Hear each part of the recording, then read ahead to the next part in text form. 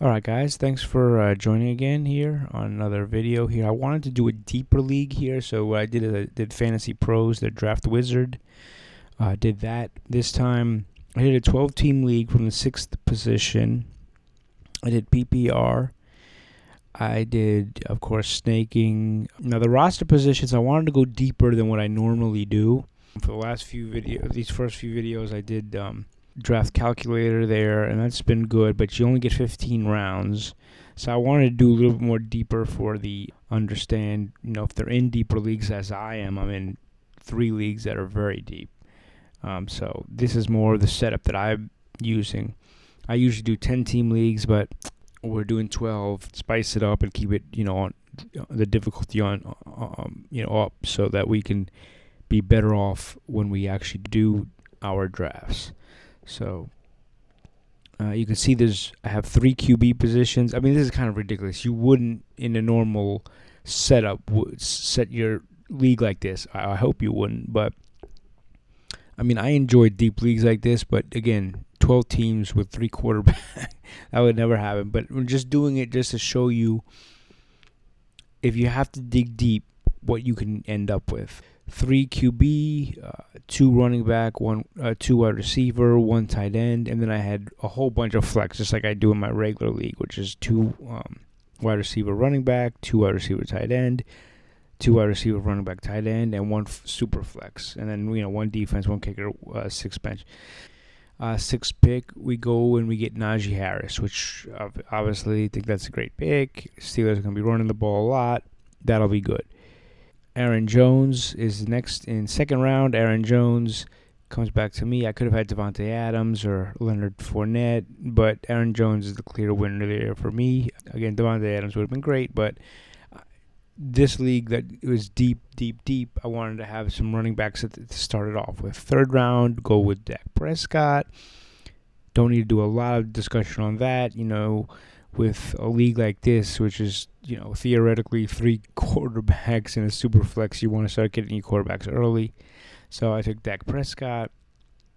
4th round, came back to Russell Wilson again. They had the same bye weeks, but I just, quarterbacks are quarterbacks at this point. I just wanted to stack them up. So I got them. They're both the best quarterbacks that were available to me in my mind, so I took them. 5th round, it came back with the 6th pick in the 5th round. Came back to me. Wanted to get a wide receiver here. Got DJ Moore. I think that's going to be good for the team there. I needed to kind of lock up at least one solid wide receiver earlier, so that was good. Then we go for Ryan Tannehill in the 6th round, and again, just trying to stack up my chips at quarterback there. So, in a league like this, next pick was Darnell Mooney. That was a 7th round pick. And comes back to me again. I get Dalton Schultz. I like that pick. I think that'll be good. It needed a tight end. Starting to get more into the wide receivers and tight ends now. And was able to get Schultz. Could have had Drake London. Again, I'm not crazy about Elijah Moore. I told you guys about Braxton Berrios. I still think there's going to be, besides Berrios, there'll be somebody else in that offense. So I feel like Elijah Moore and Corey Davis will probably start it off with Braxton Berrios in the slot, and then Garrett Wilson will be coming off the bench. Maybe they'll be running some 4 wide receiver sets.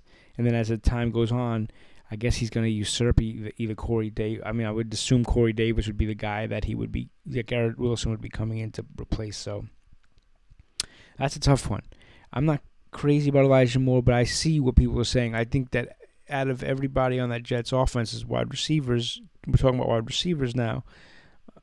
He could still have a very good season, even if Braxton Berrios does what I think he's going to do. Elijah Moore could still be the number 1 receiver in that offense. So, wanted to, just mention that. I'm not saying that Elijah Moore is not going to do anything. It's just, I really do believe Braxton Berrios is going to be a big part of their offense. They got the running backs. The offense, the quarterback's not that good. I just don't see how they're supporting all these pieces. But we'll see what happens. Next pick comes around to me is Kadarius Toney, ninth rounder. I mean, nothing more to be said about that. It could have had Alan Lazard. Again, he's somebody that would think about here. Chris Olave. But Kadarius Toney's got the best upside of all those guys. Jacoby Myers I like as well. Tony Pollard is the next one I got in 10th round. 11th round is Carson Wentz. Came back to get my quarterback there. Fourth quarterback in this team. So we needed to get quarterbacks. And then Ramondre Stevenson, it looks like maybe James White might not be playing early on in the season, so that would give Ramondre Stevenson a chance to kind of solidify himself as that pass-catching back, so that would be good. Then I came back and got Isaiah Spiller in the 6th pick, 13th round, 6th pick. So I got Spiller there. Came back around to me in the 14th round, Tim Patrick, because I need wide receivers at this point. I had everything else, needed wide receivers, so I went to Tim Patrick, then Jamal Williams in the 15th round. 16th round, got my defense, the Colts. And then now I definitely need wide receivers. So I decided to go Marvin Jones in the 17th, Nico Collins in the 18th. You can see the simulator, the draft simulator on Fantasy Pros is going very running back heavy throughout all this. So I was able to pick up some, wide receivers that, I think have some upside. I mean, the computer picked up Paris Campbell, too, in the 17th round, which is a good pick. There's a lot of good wide receivers you can get this late, but I had Marvin Jones kind of top of that list there. Then when it came back to me in the 18th round, got Nico Collins. Then my boy Braxton Berrios in the 19th. Got my backup defense in the 20th with the Baltimore Ravens. They should ball out this year. Their schedule is advantageous, definitely. It's definitely ripe for the pickings. So I think that they could have a chance there. Another guy who I wanted to mention was Brevin Jordan, who's kind of like Nico Collins. I wanted to mention Nico Collins really more, talk about him a little bit more. I think that he's going to have a chance this year to be somebody. The unfortunate news for John Mechie, it seems like he's not going to be playing this year. It's very unfortunate. I hope he gets better soon. And I just think Nico Collins is going to have a very good chance to pop off this year. If he really can stay healthy and stay in the mix, I think that offense can surprise some people. It's not going to be maybe the greatest team, but again, they're probably going to be from behind a lot, so they're going to have to throw the ball.